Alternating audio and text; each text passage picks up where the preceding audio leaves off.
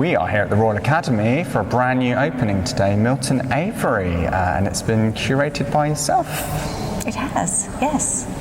First time he's ever been shown in Europe. That's quite a big task on your shoulders to bring his work here to show us a kind of retrospective of his life in colour.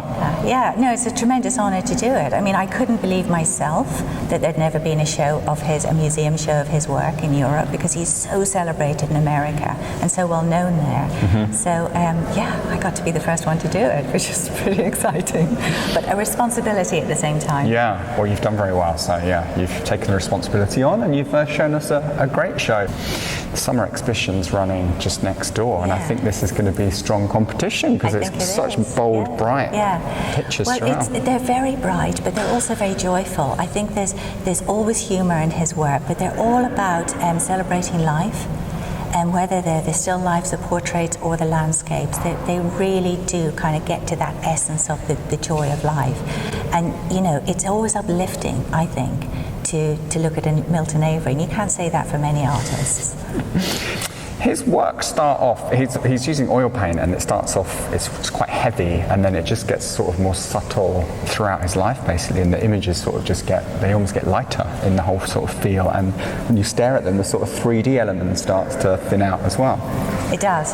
So there's a couple of things happening there. He starts off with the very heavy impasto paint, as you say, and you can see all of he's applying it with a palette knife, so you can see all of those little lumps of paint that he smooths out to reflect the light. And by the end, he's using paint that is so thin, it's almost like a glaze, and he's applying it in layers. So what you get in these late paintings is this effect of building up layers of different colors. So it's very luminous. So the other thing that he was doing was getting rid of the sense of Western perspective. So he was no longer looking towards having a kind of, one point of perspective within the work. He was eliminating that altogether and using just color and form to create a sense of depth and to create a sense of replacing the vanishing point with something else. So compositionally, they were very, very different to his early work. When he's sort of emerging and getting his works sort of purchased, bought, put in shows, it's around sort of the 20s in New York, which is almost like a sort of swinging 60s time for artists in New York. A lot of artists are moving over there, and he's sort of mixing in some very illustrious artist circles. Oh, completely. He got there at the right time. So the Museum of Modern Art was opening. Little commercial galleries were starting off as well. There were real artist communities, European artists were coming over. It was an exciting time.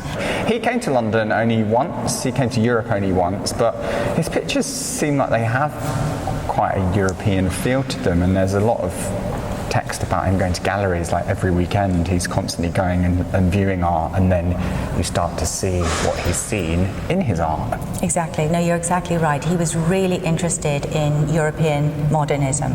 So he was fascinated by Matisse in particular, and Picasso, Toulouse-Lautrec. You can see traces of all of those artists in his work, and he was an avid gallery goer. Mm-hmm.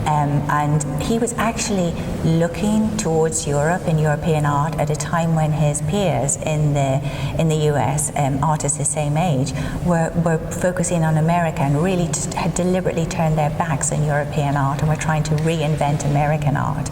But he didn't. He wasn't interested in that.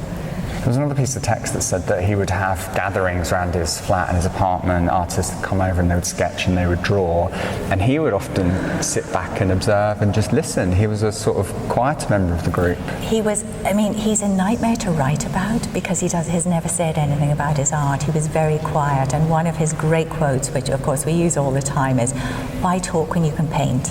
So he was an observer. I think he was highly intelligent because he had a lot of intelligent friends, so they must have got something from him.